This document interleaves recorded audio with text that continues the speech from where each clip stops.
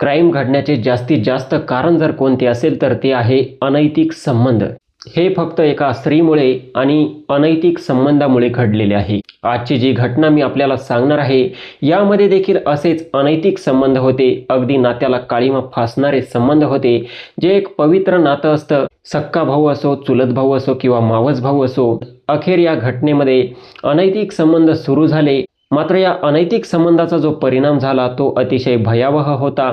यामध्ये कोणाची तरी हत्या होणे साहजिक होते आणि आरोपींना या अपराधाची शिक्षा होणे देखील साहजिक गोष्ट होती। तर नक्की काय घडले होते, काय आहे संपूर्ण प्रकरण, पूर्ण घटना सांगणार आहे, बस व्हिडिओ शेवटपर्यंत बघा। नमस्कार मित्रांनो, मी स्वप्नील। आजच्या आपल्या घटनेची सुरुवात होते राजस्थानच्या अलवर जिल्ह्यातून। मालाखेडा नावाचं एक पोलीस स्टेशन आहे आणि मालाखेडा पोलीस स्टेशन अंतर्गत बडेर नावाचं एक गाव आहे। याच गावात राहणारा रामजी लाल, आता जो रामजी लाल आहे हा वीट भट्टीवरती काम करणारा एक सर्वसाधारण माणूस असतो। वीट भट्टीवरती रात्रंदिवस मेहनत करत असतो, तेथे जो काही पैसा कमावत असतो, काही आपल्या स्वतःसाठी खर्च करत असतो आणि बाकीचा जो काही पैसा उरतो तो घरी आपल्या आई वडिलांसाठी, पत्नीसाठी घरी आणून देतो। पत्नीला सांगतो मुलांची काळजी घे आणि आनंदी राहा। रामजीलालची पत्नी असते जिचं नाव आहे पूनम। पूनम आणि रामजीलालला दोन मुलं आहे, एक मुलगा आहे 3 वर्षांचा आणि दुसरा मुलगा आहे 5 वर्षांचा। म्हणजे अतिशय नाजूक कुटुंब आहे, अतिशय सर्वसाधारण कुटुंब आहे। सर्व काही ठीकठाक सुरू आहे, कारण रामजीलाल तिकडे वीट भट्टीवरती काम करतो, त्यामुळे घराचा गुजारा अगदी चांगल्या पद्धतीने चालतो। आता हा रामजीलाल ज्या वीट भट्टीवरती काम करत होता, ही वीट भट्टी त्याच्या गावापासून दूर अंतरावरती होती आणि त्यामुळे या रामजीलालला नेहमीच आपल्या घरी येता जाता येत नव्हते। तो 10-15 दिवस तिकडे वीट भट्टीवरती मेहनत करत होता, चांगले कष्ट करत होता आणि 15-20 दिवसातून, कधी 8 दिवसातून आपल्या पत्नी, मुलांना, आई वडिलांना भेटण्यासाठी येत होता। तर असेच दिवस जात होते। हा रामजीलाल ज्या वीट भट्टीवरती काम करत होता त्याच वीट भट्टीवरती याचा एक सक्का मावस भाऊ असतो, ज्याचं नाव असतं नरेंद्र। हा नरेंद्र देखील काम करत असतो। आता रामजीलाल आणि नरेंद्र सख्खे मावस भाऊ असतात, तर यांच्यामध्ये सर्व बोलणं चालणं, सोबत राहणं, सोबत खाणं, सोबत पिणं, सर्व गोष्टी चालत असायच्या। आणि जो रामजीलाल होता याला आपल्या मावस भावावरती, नरेंद्रवरती खूप विश्वास होता, कारण तो त्याला अगदी आपला सक्का भाऊच मानत होता आणि तो सक्का भाऊ देखील होता, बस त्याच्या मावशीचा मुलगा होता। असेच दिवस जात होते, तर या रामजीलालला एक दिवस वीट भट्टीवरती काम करताना त्याच्या पायाला खूप गंभीर जखम होते। पायाला इतकी इजा झाली होती की त्याला तेथून उचलून हॉस्पिटलमध्ये घेऊन जाण्यात येतं, त्याच्या परिवाराला सांगण्यात येतं। त्याची पत्नी पूनम देखील हॉस्पिटलमध्ये येऊन हजर होते, आपल्या पतीची काळजी घेऊ लागते। डॉक्टर बोलतात की पायाचं ऑपरेशन करावं लागेल आणि डॉक्टर ऑपरेशन सुरू करून देतात। या रामजीलालला घेऊन त्याचाच हा मावस भाऊ नरेंद्र त्या हॉस्पिटलमध्ये आलेला असतो आणि तो देखील रामजीलालची चांगल्या पद्धतीने काळजी घेत असतो। डॉक्टरांना प्रत्येक गोष्ट विचारत असतो। डॉक्टरांनी जर काही टॅबलेट आणण्यासाठी सांगितल्या, काही औषधे, जे काही उपचारासाठी लागणारं सामान आणण्यासाठी सांगितलं, तर पूनमच्या अगोदर हा नरेंद्रच डॉक्टरकडून ती पर्ची वगैरे घ्यायचा आणि ते जे काही सामान लागायचं ते सर्व घेऊन येत असायचं। पुढे चालून ऑपरेशनचा खर्च जास्त वाढला, तर डॉक्टरांनी आणखी पैसे लागतील असं जेव्हा सांगितलं, तेव्हा पूनम खाली बघू लागली, कारण इतका पैसा त्यांच्याकडे मुळात राहिलाच नव्हता। जो काही होता तो सर्व हॉस्पिटलमध्ये खर्च झाला होता। तर त्या ठिकाणी जो नरेंद्र होता हा पूनमला बोलतो, वहिनी तुम्ही कशाला काळजी करता, हा माझा भाऊ आहे आणि याच्यासाठी मी काही करू शकतो। आणि त्यानंतर हा नरेंद्र स्वतःकडील पैसे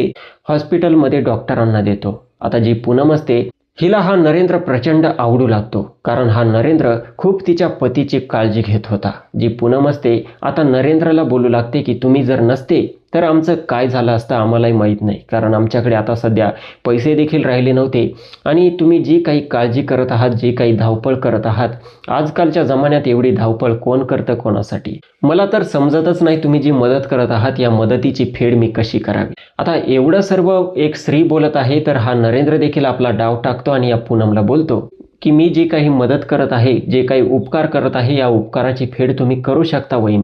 पूनम बोलते की मी कशी करू, तर नरेंद्र बोलतो रामजीलाल आता हॉस्पिटलमध्ये ॲडमिट आहेच, त्याला सर्व आपण गोळ्या औषधे घेऊन दिले आहे, तर याच्या जवळ थांबलंच पाहिजे असं काही नाही। तुम्ही माझ्या बाईकवरती बसा आणि मी तुम्हाला जेथे घेऊन जाईन तेथे तुम्ही माझ्यासोबत गुपचूप चालायचं आणि मी जे काही बोलेल ते तुम्ही ऐकायचं। जी पूनम असते ही बोलते ठीक आहे, काही हरकत नाही, तुम्ही जे म्हणाल ते मी करण्यासाठी तयार आहे। आणि अशा प्रकारे हा नरेंद्र या पूनमला आपल्या बाईकवरती बसवतो। तिकडे रामजीलाल हॉस्पिटलमध्ये ॲडमिट असतो. त्याला डिस्चार्ज भेटलेला नसतो. नरेंद्र पूनमला घेऊन एका हॉटेलमध्ये जातो. चांगले जेवण वगैरे ऑर्डर करण्यात येतं आणि जेवण करता करता यांच्यामध्ये बातचीत सुरू होते. तर हा नरेंद्र बोलतो की मला तुम्ही खूप आवडता आणि मी तुमच्यावरती खूप प्रेम करतो. आता जी पूनम होती अगोदर त्याच्या बाईकवरती इथपर्यंत बसून आली होती, ही त्याला कसलाही नकार देत नाही आणि त्याला बोलते ठीक आहे, जशी तुमची मर्जी, कारण तुमचे आमच्यावरती उपकार झाले आहे. आता हा नरेंद्र त्याच हॉटेलमध्ये एक रूम बुक करतो आणि या पूनमला त्या रूममध्ये घेऊन जातो आणि त्या ठिकाणी त्याने जो उपकार केला होता त्या उपकाराची फेड अशा पद्धतीने करू लागतो. यांच्यामध्ये वाईट काम करण्यास सुरुवात होते. आता मित्रांनो, आणखी पुढे काय होणार होते? आता यांचं जे काही प्रकरण सुरू झालं होतं हे इतक्या सहजासहजी संपणार नव्हतं. येथून पुढे ही सुरुवातच झाली होती. आता नरेंद्रला तर पूनमची लत लागलीच होती, मात्र ही पूनम जी होती हिला देखील या नरेंद्रची लत लागली होती. पूनम नरेंद्रला बोलत होती की मला तुमच्याशिवाय होतच नाही, मी खूप मोठी चूक केली या रामजीलाल सोबत लग्न केलं. मी जर तुमच्यासोबतच लग्न केलं असतं तर मी खूप खुश राहिले असते. नरेंद्र बोलतो काही हरकत नाही, मी तुम्हाला कसली कमी पडू देणार नाही. तुम्हाला जेव्हा गरज पडेल, जेव्हा माझी आठवण येईल तेव्हा मी तुमच्याकडे येईन आणि तुम्हाला जी काही गरज आहे ती तुमची गरज भागवेन. आता अशाच प्रकारे दिवस जात होते. जो रामजीलाल होता हा आता पूर्णपणे ठीक झाला होता. त्याला हॉस्पिटलमधून डिस्चार्ज मिळाला होता आणि तो पुन्हा आपल्या वीटभट्टीवरती देखील काम करू लागला होता. वीटभट्टीवरती खूप मेहनतीचं काम असतं, तर हा रामजीलाल संध्याकाळच्या वेळी थोडीफार ड्रिंक देखील करत होता आणि तो ड्रिंक करतो हे संपूर्ण गावाला देखील माहीत होतं. 15 फेब्रुवारी 2022चा दिवस असतो, जो रामजीलाल असतो आपल्या वीटभट्टीवरून घरी आलेला असतो, कारण त्याच्या शेजारी एक ठिकाणी जवळचं लग्न होतं आणि त्या लग्नामध्ये सर्व बाराती वगैरे आलेले होते. तर तेथे भरपूर साऱ्या रस्म रिवाज सुरू होत्या. जे रामजीलालचं कुटुंबीय होतं त्याची पत्नी सोडून सर्व कुटुंबीय त्या लग्नाच्या ठिकाणी गेलेलं होतं. रामजीलाल देखील आपल्या शेजारच्या लग्नामध्ये त्या ठिकाणी काय सुरू आहे, पुऱ्या बनवणं चालू आहे, सर्व बघतो. त्या ठिकाणी खातो पितो आणि रात्रीच्या 12 वाजता तो आपल्या घरी येऊन झोपून घेतो. रामजीलाल तर 12 वाजता घरी आला होता, मात्र त्याचं जे कुटुंबीय होतं बाकीचे त्याचे आई वडील जे होते ते त्या ठिकाणी लग्नाच्या ठिकाणीच थांबले होते. पूनम घरीच होती. रामजीलाल रात्रीच्या 12 वाजता येऊन आपल्या घरामध्ये झोपतो. ती रात्र जाते, सकाळ होते. सकाळचे 8-9 वाजतात. 9 वाजून गेले तरी हा रामजीलाल झोपेतून उठत नव्हता. जी पूनम होती ही रामजीलालला उठवण्यासाठी जाते, मात्र रामजीलाल हालचालच करत नव्हता. पूनमला काही शंका येऊ लागते. पूनम आरडाओरड करते, आपल्या सासू सासऱ्यांना बोलावून घेते. तर रामजीलालचे आईवडील त्या ठिकाणी येतात आणि त्या ठिकाणी रामजीलालला हलवू लागतात, उठवू लागतात. मात्र रामजीलालचा श्वास देखील सुरू नव्हता. तर सर्व कुटुंबियांना कळून चुकतं की हा रामजीलाल ही दुनिया सोडून गेला आहे. सर्व त्या ठिकाणी आक्रोश होऊ लागतो, रडारड होऊ लागते. जी पूनम असते ही प्रचंड रडत असते. पूनम त्या ठिकाणी मोठमोठ्याने ओरडत असते, बोलत असते की माझे सोन्यासारखे 2 मुलं आहे, यांना अनाथ करून माझा पती निघून गेला. लहाना मुलगा 3च वर्षाचा आहे, मोठा 5 वर्षाचा आहे. आता मी कोणाकडे जायचं, कोणाकडे बघायचं? आता माझं पुढे कसं होणार? सर्व लोक तिला धीर देत होते. बघता बघता त्या ठिकाणी गर्दी जमू लागली. जे काही लोक त्या ठिकाणी येत होते सर्वांना माहीत होतं रामजीलाल ड्रिंक करत होता, तर कदाचित रात्री त्याने जास्त ड्रिंक केली असेल आणि त्या ड्रिंकमध्येच त्याचा मृत्यू झाला असेल असं सर्व समजून घेतात आणि या रामजीलालचा अंतिम संस्कार करून टाकण्यात येतं, मौत करून टाकण्यात येते. आता हळूहळू कुटुंबीय हे दुःख विसरू लागते. जी पूनम असते ही मात्र त्याची पत्नी होती, तर हिला जरा जास्त दुःख दिसत होतं, ही जरा जास्त रडत होती. हळूहळू रामजीलालचा मृत्यू होऊन महिना होऊ लागला. महिना होऊन गेला. नंतर ही पूनम सतत कॉलवरती बोलत असायची आणि तिची जी सासू होती इमरती, रामजीलालची आई, हिला ती गोष्ट खटकत होती. हिला पटत नव्हतं की आपली सून, आपला मुलगा जाऊन महिना झाला आणि दुसऱ्या कोणासोबत तासनतास बोलत असते, अगदी हसून खेळून सुरू आहे. तर इमरती जी असते ही आपल्या सुनाला पूनमला बोलते की तू असं कोणासोबत बोलणं योग्य नाही. तुझा पतीवरून फक्त महिनाच झाला आहे आणि तू खूप हसत आहे, एन्जॉय करत आहे असं वाटत आहे. यावरती ही पूनम बोलते की आता पती तरी ही दुनिया सोडून गेला, मग मी पण ही दुनिया सोडून जावं का? मी माझ्या मनाप्रमाणे जगू नको का? मी दुसरं कोणासोबत नाही तर तुमच्याच बहिणीच्या मुलासोबत, नरेंद्र सोबत बोलत आहे. अशा प्रकारे ही पूनम जेव्हा सासूला उलटून बोलत आहे तर इमरतीला थोडा डाऊट येऊ लागतो, थोडा संशय येऊ लागतो. तिला कळत नाही की आपली सून अशा प्रकारे तडकपणे आपल्याला कशी बोलत आहे. आता जी इमरती असते ही आपल्या सुनेवरती बारीक लक्ष ठेवू लागते आणि ती बऱ्याच वेळा ऐकते आपल्या सुनेला त्या नरेंद्र सोबत बोलताना.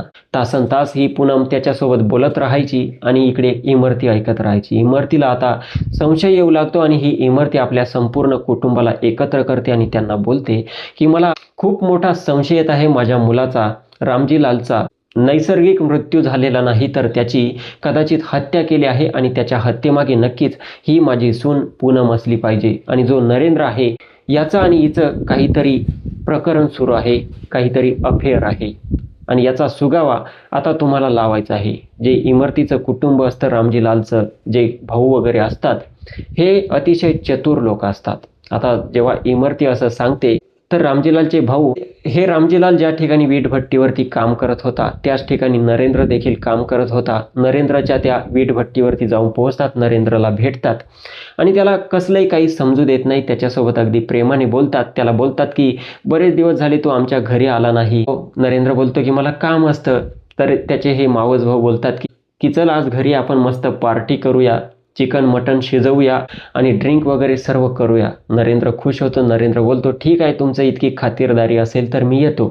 आणि अशा प्रकारे ते नरेंद्रला आपल्या घरी घेऊन येतात आणि त्या ठिकाणी भरपूर जास्त महागडी दारू त्यांनी आणलेली असते. आता सर्वांचे पॅग बनतात आणि सर्वजण दारू पिऊ लागतात. मात्र जे रामजीलालचे भाऊ असतात हे नरेंद्रला जास्तीत जास्त दारू पाजतात, त्याचा पॅग जास्तीत जास्त फुल करत राहतात. आता जो नरेंद्र असतो हा प्रचंड दारू पितो, इतका दारू पितो की त्याला समजत देखील नाही आपण कोणत्या ठिकाणी आलो आहे, कोठे बसलो आहे. त्याला अक्षरशः जेवण देखील करता येत नव्हतं. तो तोंडामध्ये घास घालण्याऐवजी नाकाला त्याचा घास लागत होता.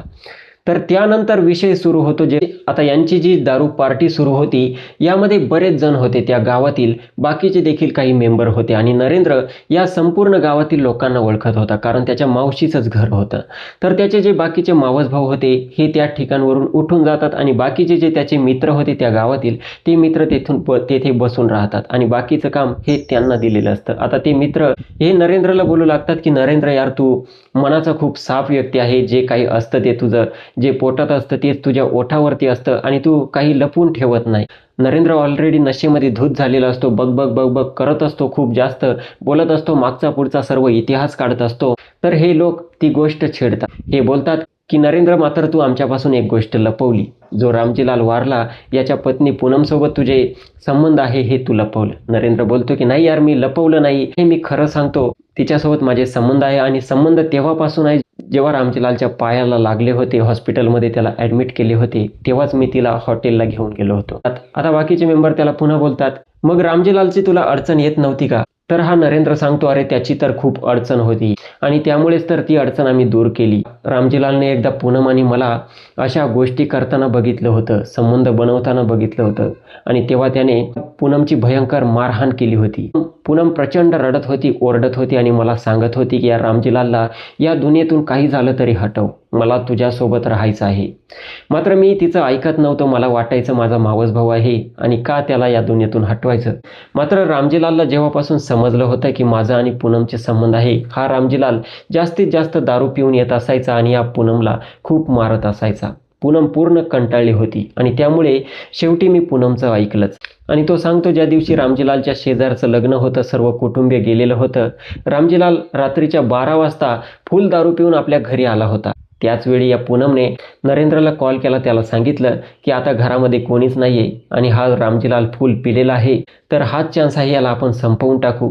आणि हा नरेंद्र 15-20 मिनिटात घरी आला होता आणि नंतर पूनम आणि नरेंद्रने रामजीलालच्या चेहऱ्यावरती उशी दाबून धरली आणि रामजीलालची हत्या करून टाकली होती. त्यानंतर प्लॅननुसार नरेंद्र त्या ठिकाणावरून गायब होऊन गेला होता. आता हे एवढं दारूच्या नशेत जेव्हा नरेंद्र सांगत होता, हे बाकीचे लोक त्याची सर्व रेकॉर्डिंग करून घेत होते. सर्व रेकॉर्डिंग वगैरे करून घेण्यात आली आणि जसा दुसरा दिवस उगवला, जी रामजीलालची आई होती इमरती, हिला ही सर्व गोष्ट बघून, आपल्याच बहिणीच्या मुलाचा हा पराक्रम बघून, व्हिडिओ बघून सहन झाले नाही आणि ती जवळच्या पोलीस स्टेशनमध्ये जाऊन हजर झाली आणि या नरेंद्र विरुद्ध आणि पूनम विरुद्ध FIR दाखल केली. पोलीस आता जेव्हा या पूनमला आणि नरेंद्रला अटक करण्यासाठी आले. घरात बघितलं तर पूनम ही आपल्या 2 मुलांना आणि घरामधील जे दागदागिने होते, पैसे होते, हे सर्व घेऊन फरार झाली आहे आणि सोबत नरेंद्रला देखील घेऊन गेली आहे. पोलीस दोघांचे लोकेशन वगैरे ट्रेस करतात आणि काही दिवसांतच यांना दोघांनाही उचलण्यात येतं, पोलीस स्टेशनमध्ये घेऊन येतात. आणि जेव्हा पूनमला विचारण्यात येतं की तू या नरेंद्रसोबत मिळून तुझ्या पतीसोबत असं का केलं, तेव्हा ही पूनम जे पोलिसांना सांगते ते अतिशय धक्कादायक होतं आणि या गोष्टीपासून भरपूर साऱ्या पुरुषांनी देखील शिकलं पाहिजे. पूनम पोलिसांना सांगते की जो माझा पती होता रामजीलाल खूप जास्त दारू पित असायचा आणि तो मला संतुष्ट करू शकत नव्हता आणि तेच कारण होतं की मी नरेंद्रसोबत हे अनैतिक संबंध जुळवून घेतले. नंतर रामजीलालला समजल्यानंतर रामजीलाल बाकीच्या गोष्टी करू शकत नव्हता, मात्र तो मला मारू शकत होता, त्याने तो मला भयंकर मारहाण करत होता, म्हणून मी नरेंद्रला सोबत घेऊन या रामजीलालची हत्या करून टाकली. आता दोघांनी हत्या कोणत्याही कारणावरून केली असेल, मात्र कायदा हातात घेतला होता. दोघांविरुद्ध चार्जशीट तयार करण्यात आली आणि 26 नोव्हेंबर 2025 रोजी दोघांनाही आजीवन कारावासाची शिक्षा सुनावण्यात आली. म्हणजे आता पुढील उर्वरित आयुष्य हे दोघे प्रेमी जेलमध्ये राहूनच काढणार आहे. रामजीलाल आणि पूनम यांना 2 सोन्यासारखे मुलं आहे. यांचं जीवन पूर्णपणे अंधकारमय झालेलं आहे. आता हे नक्की कशामुळे झालं याचा देखील आपण विचार केला पाहिजे. आपण फक्त हे बोलू शकत नाही की ही महिला नीच होती, नालायक होती. मात्र महिलेने पोलिसांना असा बयान दिला होता की रामजीलाल तिला संतुष्ट करू शकत नाही, म्हणून तिने अनैतिक संबंध केले. कुठेतरी तिच्या पतीचा देखील दोष होता का याचा आपण विचार केला पाहिजे. याबद्दल आपल्याला काय वाटतं, आपलं मत कमेंट सेक्शनमध्ये नक्की मांडू शकता. बाकी या व्हिडिओचा माझा उद्देश कोणाच्या भावना दुखावणे, कोणाला बदनाम करणे किंवा अश्लीलतेचा प्रसार करणे नाही, तर जनजागृती करणे आहे. व्हिडिओ आवडला असेल तर लाईक करा आणि अशाच क्राईम स्टोरी नेहमी ऐकत राहण्यासाठी स्वप्नील क्राईम टॉक्स या यूट्यूब चॅनलला सबस्क्राईब करा. भेटूयात पुढच्या व्हिडिओमध्ये. जय हिंद, नमस्कार.